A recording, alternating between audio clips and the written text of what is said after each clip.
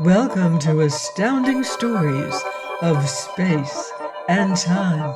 I'm Mardell, reading The Skylark of Space by E. Smith. Chapter 16. As the Skylark approached the shore, its occupants heard a rapid succession of detonations, apparently coming from the direction in which they were traveling. "Wonder what that racket is," Seaton said. "Sounds like big guns and high explosive. Not atomic, though." "Check," Duquesne said. "Even allowing for the density of this air, that kind of noise is not made by pop guns." Seaton closed the lock to keep out the noise and advanced the speed lever until the vessel tilted sharply under the pull of the engine. "Go easy, Seaton," Duquesne cautioned. "We don't want to stop one of their shells. They may not be like ours." "Easy it is. I'll stay high." As the Skylark closed up, the sound grew heavier and heavier. It was one practically continuous explosion. "There they are," said Seaton, who from his board could scan the whole field of vision. "From port 6, 5 o'clock low." While the other four were making their way to the indicated viewpoint, Seaton went on. "Aerial battleships, 8 of 'em. 4 about the shape of ours, no wings, act like copters, but I never saw anything like the other 4. Neither had Crane, nor Duquesne. "They must be animals," Crane decided finally. "I do not believe that any engineer anywhere would design machines like that." 4 of the contestants were animals. Here indeed was a new kind of animal, an animal able and eager to engage a first-class battleship. Each had an enormous torpedo-shaped body, with scores of long tentacles and a dozen or so immense wings. Each had a row of eyes along each side and a sharp, prow-like beak. Each was covered with scale-like plates of transparent armor. Wings and tentacles were made of the same substance. That it was real and highly effective armor there was no doubt, for each battleship bristled with guns, and each gun was putting out an almost continuous stream of fire. Shells bursting against the creatures filled the region with flame and haze, and produced an uninterrupted roll of sound appalling in its intensity. In spite of that desperate concentration of fire, however, the animals went straight in, beaks tore yards-wide opening in holes. Flailing wings smashed superstructures flat. Writhing, searching tentacles wrenched guns from their mounts and seized personnel. Out of action, one battleship was held while tentacles sought out and snatched its crew. Then it was dropped, to crash some 20,000 feet below. One animal was blown apart. 2 more battleships and 2 more animals went down. The remaining battleship was half-wrecked. The animal was as good as new. Thus the final duel did not last long. The monster darted away after something which the observers and the Skylark saw for the first time. A fleet of small airships in full flight away from the scene of battle. Fast as they were, the animal was covering 3 miles to their 1.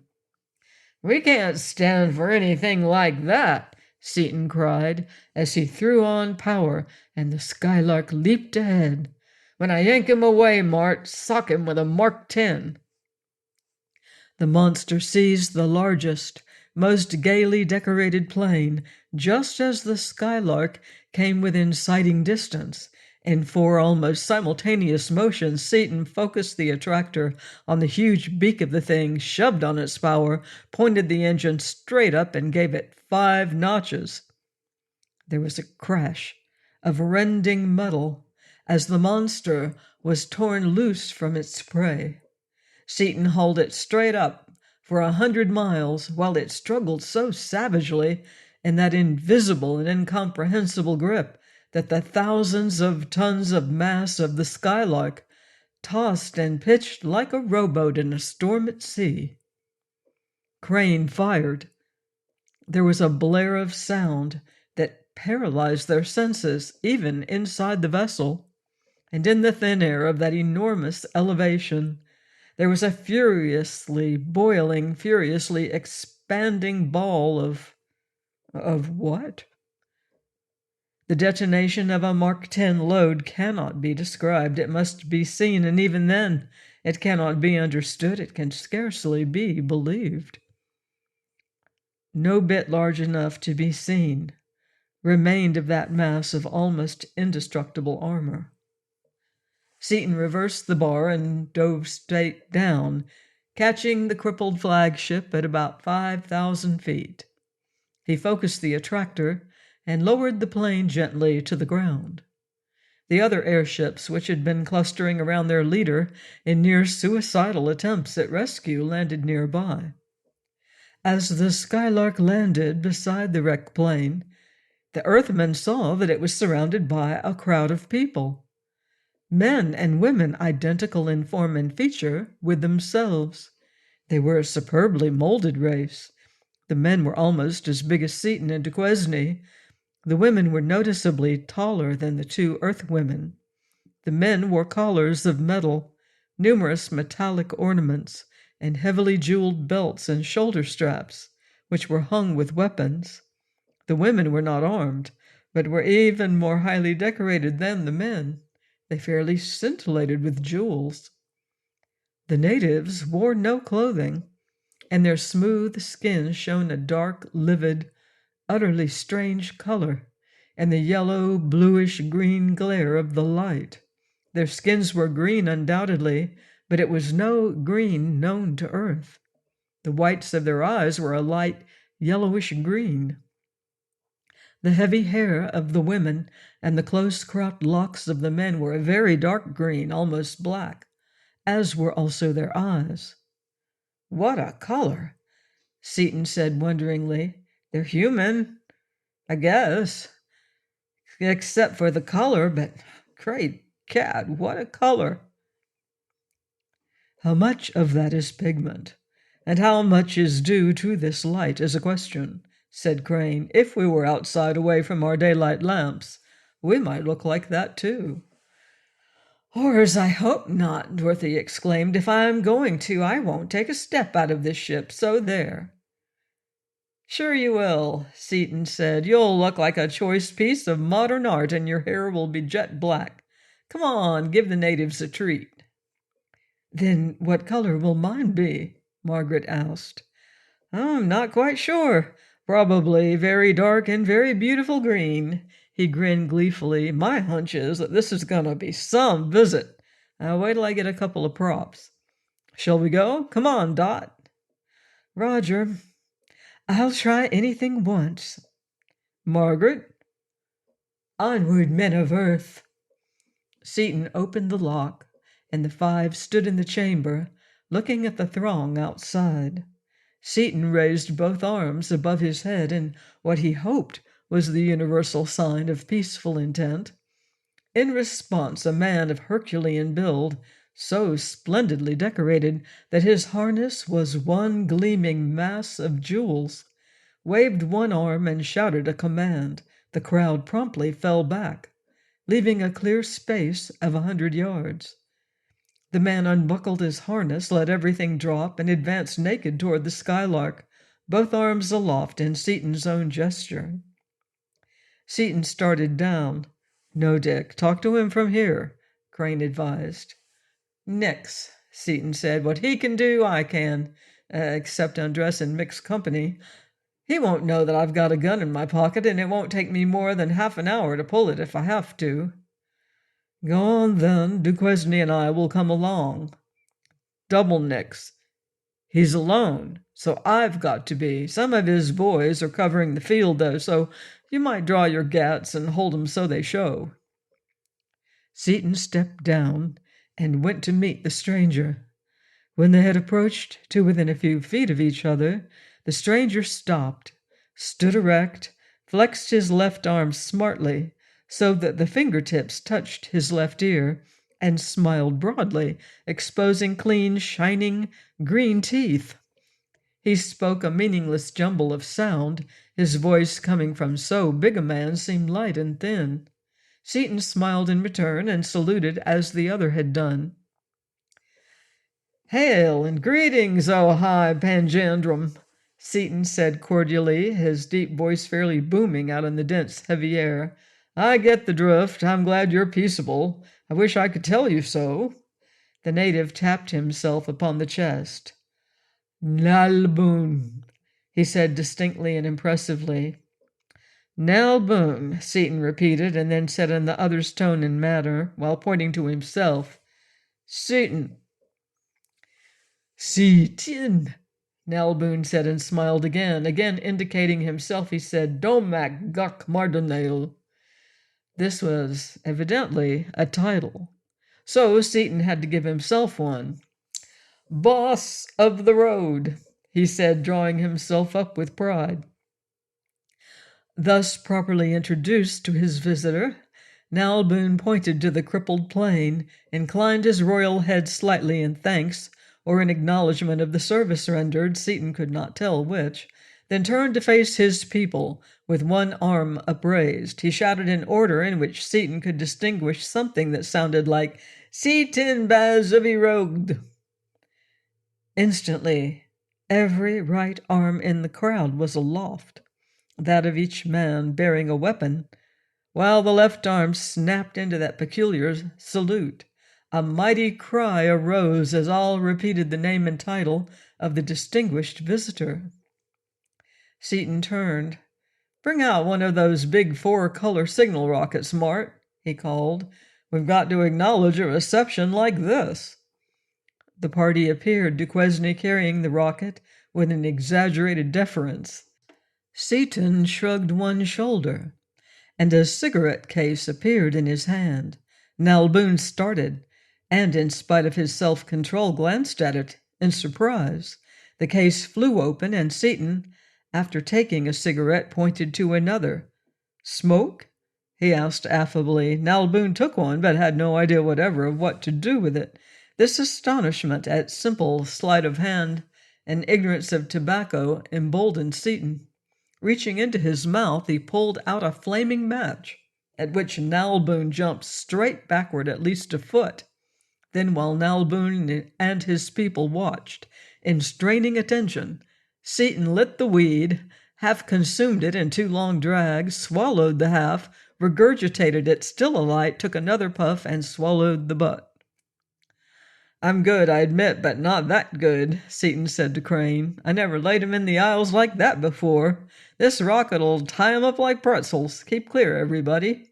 He bowed deeply to Nalbun, pulling a lighted match from his ear as he did so, and lighted the fuse. There was a roar, a shower of sparks, a blaze of colored fire as the rocket flew upward, but to Seaton's surprise, Nalbun took it quite as a matter of course, merely saluting gravely in acknowledgment of the courtesy. Seaton motioned his party to come up and turned to Crane. "Better not, Dick. Let him keep on thinking that one boss is all there is." "Not by a long shot. There's only one of him. Two of us bosses would be twice as good." He introduced Crane with great ceremony as boss of the Skylark, whereupon the grand salute of the people was repeated. Nalbun gave an order, and a squad of soldiers brought up a group of people, apparently prisoners, 7 men and 7 women. They were of a much lighter color than the natives. They were naked except for jeweled collars worn by all, and a thick metal belt worn by one of the men. They all walked proudly, scorn for their captors in every step. Nalbun barked an order. 13 of the prisoners stared back at him, motionlessly defiant.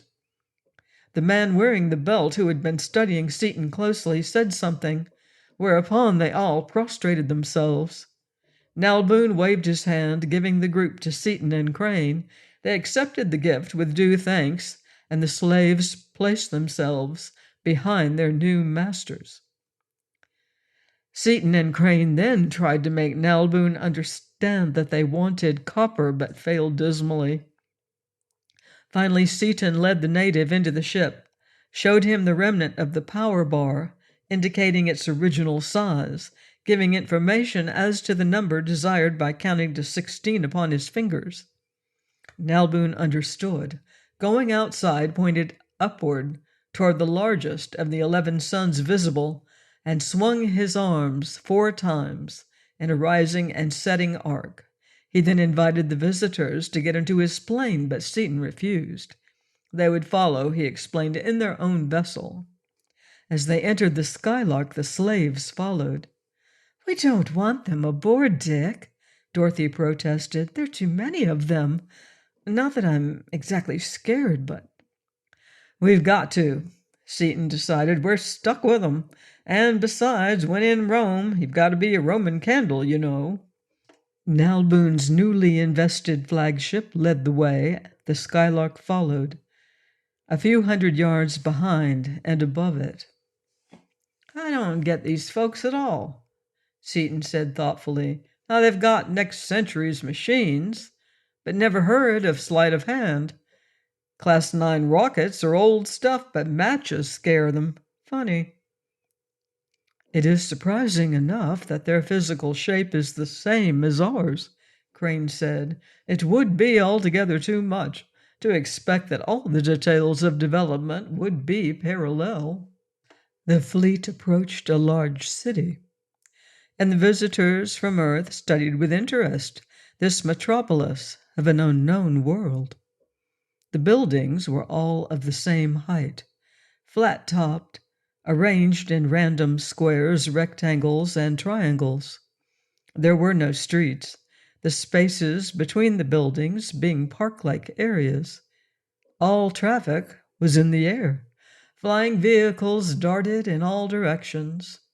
But the confusion was only apparent, not real, each glass and each direction having its own level. The fleet descended toward an immense building just outside the city proper, and all landed upon its roof, except the flagship, which led the Skylark to a landing dock nearby. As they disembarked, Seaton said, "Don't be surprised at anything I pull off. I'm a walking storehouse of all kinds of small junk." Nalboon led the way into an elevator, which dropped to the ground floor. Gates opened, and through ranks of prostrate people, the party went out into the palace grounds of the emperor of the great nation of Mardanal. It was a scene of unearthly splendor.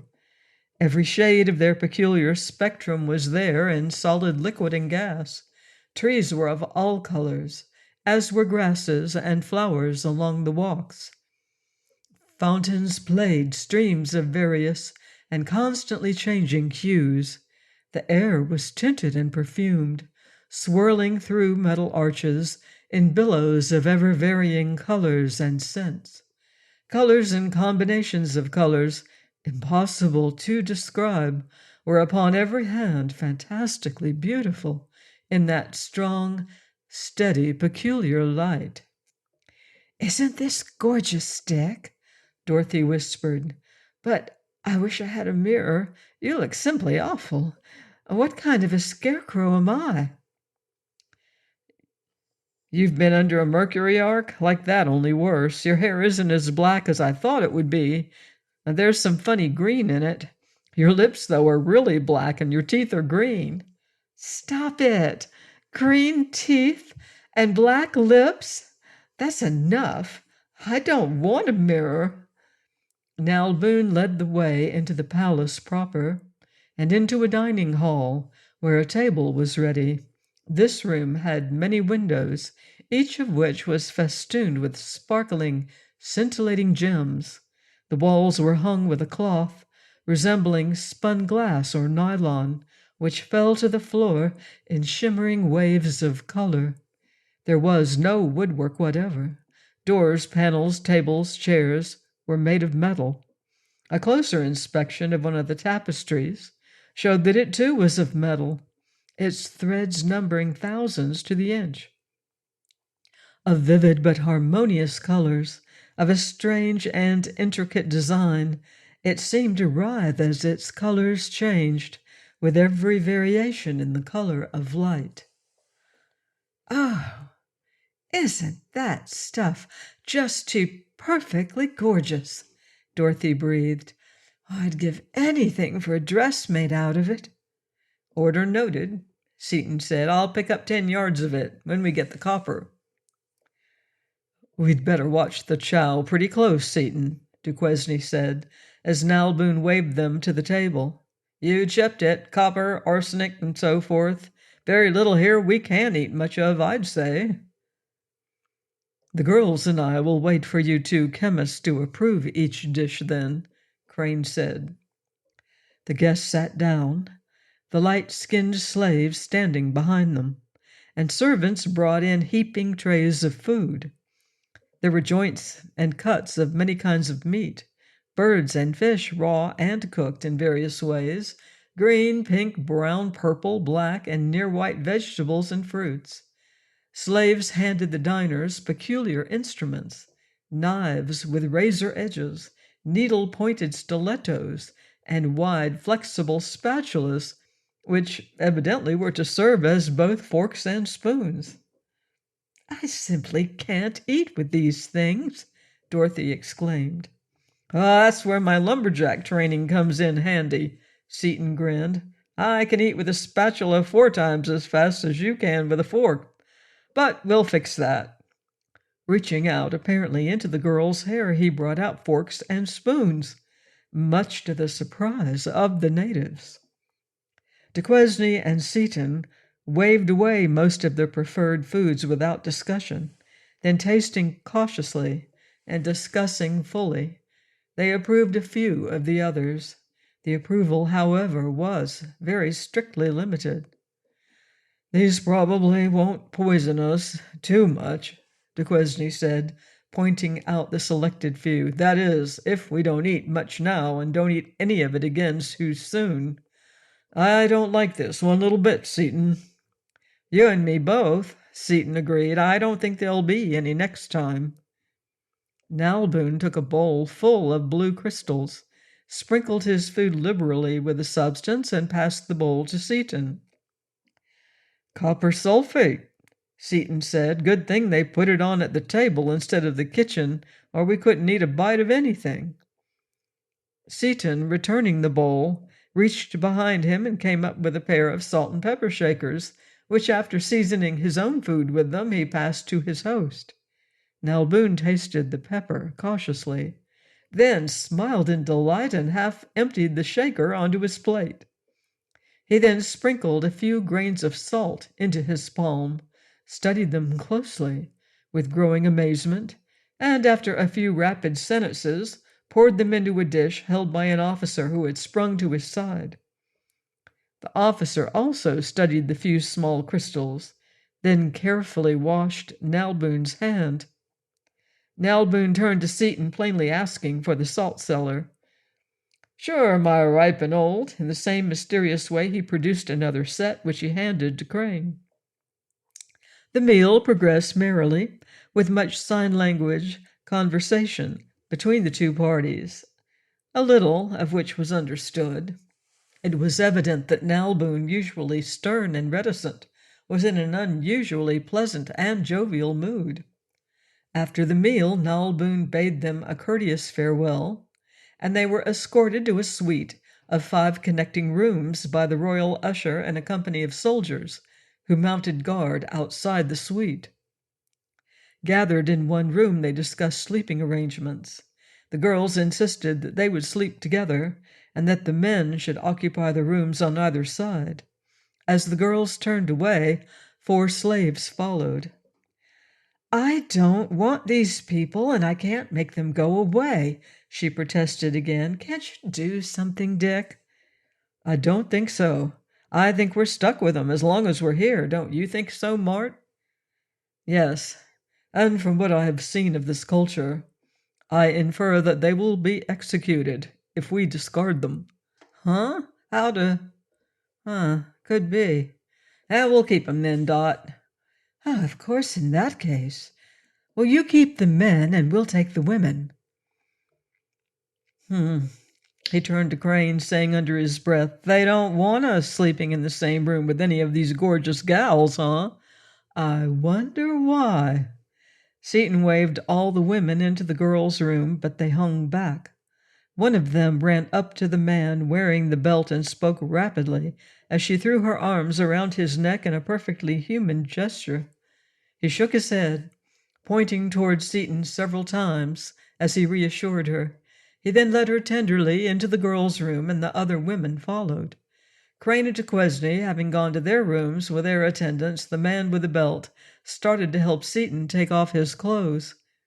Stripped, Seaton stretched vigorously, the muscles writhing and rippling under the skin of mighty arms and broad shoulders as he twisted about, working off the stiffness of comparative confinement.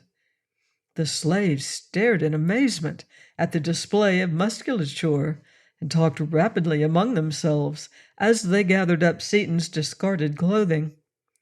Their chief picked up a salt shaker, a silver fork, and a few other items that had fallen from the garments, apparently asking permission to do something with them. Seaton nodded and turned to his bed. He heard a slight clank of arms in the hall and began to wonder. Going to the window, he saw that there were guards outside as well. Were they honored guests or prisoners? Three of the slaves, at a word from their leader, threw themselves on the floor and slept, but he himself did not rest. Opening the apparently solid metal belt, he took out a great number of small tools, many tiny instruments, and several spools of insulated wire. He then took the articles Seaton had given him, taking extreme pains not to spill a single crystal of salt, and set to work. As he worked, hour after hour, a strange, exceedingly complex device took form under his flying fingers. Please join me next time for another exciting chapter of The Skylark of Space by E. Smith, here on Astounding Stories of Space and Time. Till then, watch the skies.